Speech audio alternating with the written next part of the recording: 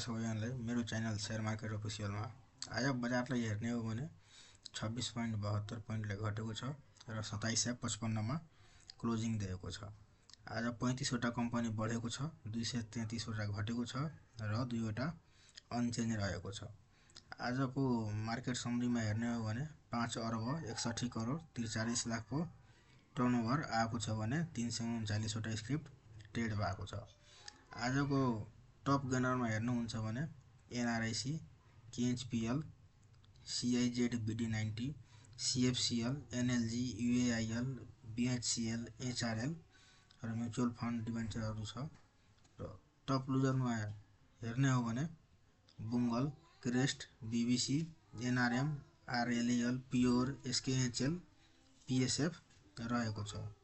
Top टर्नओभरमा हेर्ने हो भने एकेजेसीएल, एनआरआईसी, एचआरएल, रिडी, एनएचपीसी, साहस, अपी, बीएचसीएल, शिवम रहेको छ भने टप भोल्युममा हेर्नुहुन्छ भने टप भोल्युममा एकेजेसीएल, केईएफ, CM30MF, एनएचपीसी, रिडी, अपी, एचआरएल, एनआरआईसी, केबीएल, एचडीएचपीसी रहेको छ।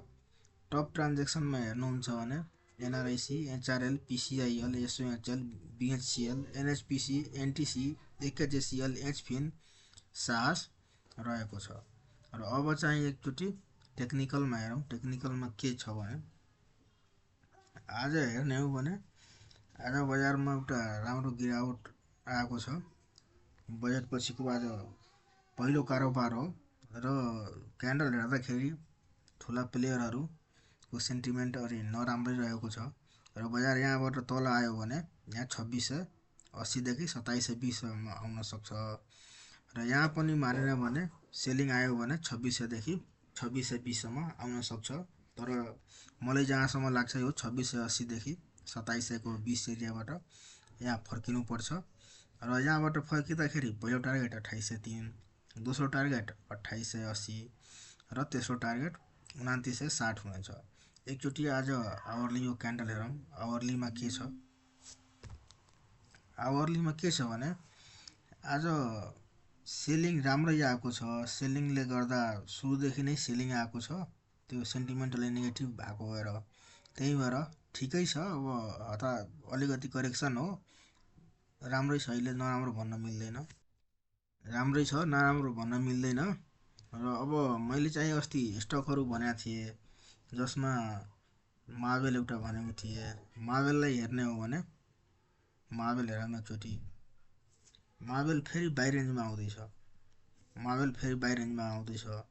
मार्बल यहीँ यो एरियामा आयो भने यहाँ यो हजुरको 680 मुनि, 680-90 मुनि यो मार्बल बाई गर्दा हुन्छ। मार्बल राम्रो देखिरहेको छु र अहिले जेएनजी स्टकमा टाइट स्टप लस पनि राख्नुपर्छ। स्टप लस हजुरको यहाँ यो 615 मुनि गयो भने यो सेल गर्नुपर्छ।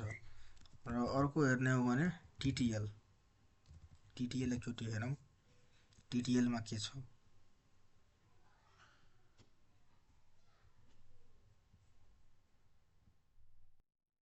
टिटिएलको बाई रेन्ज हेर्नु हो भने 800 मुनि टिटिएल पनि बाई गर्दा हुन्छ। यो पनि राम्रो छ। यसको फर्स्ट टार्गेट यही हो 900, दोस्रो टार्गेट 990 र तेस्रो टार्गेट 1130 हुनेछ।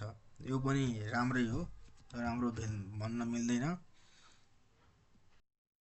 अर्को हेर्ने हो भने सानभी। सानभी बाईको लागि यहाँ 690 मुनि मुनि बिस्तारै बाई गर्दा 600 किता 200 किता 1000 किता किन्ने हो भने 200 किता बिस्तारै मुनि मुनि बाई गर्दा हुन्छ। यो पनि राम्रो छ, सेटअप राम्रो छ।